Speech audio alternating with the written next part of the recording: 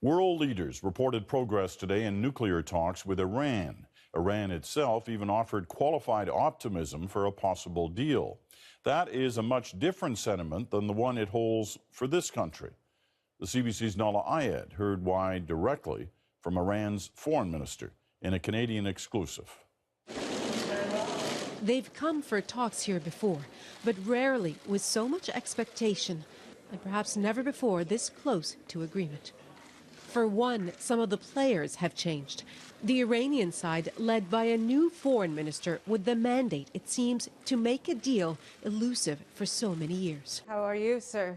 Still, Javad Zarif told CBC News Iran's new openness to discuss its nuclear capability isn't open-ended. That window of opportunity is not unlimited. It's a window. It's not a gate. The wall has not fallen down. It's a window. It is a window that opened when relative moderate Hassan Rouhani was elected president earlier this year. Since then, his government has wooed the West in what skeptics call simply a charm offensive aimed at lifting damaging sanctions. Canada is among those skeptics, not only about the talks, but the results of the election itself. So clearly, Zarif says Canada's position that the election was unfair was disrespectful.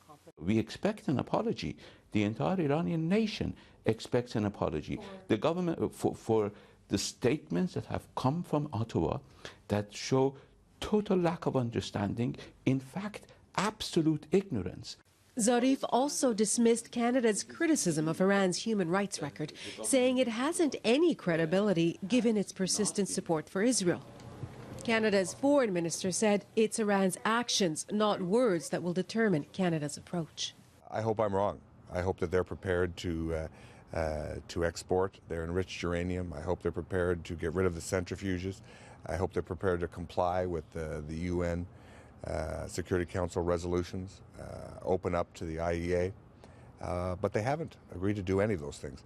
So we remain skeptical. Zarif says he has no problem with Canada, that if it shows willingness to mend relations, Iran would be open to it. Nala Ayed, CBC News, Geneva.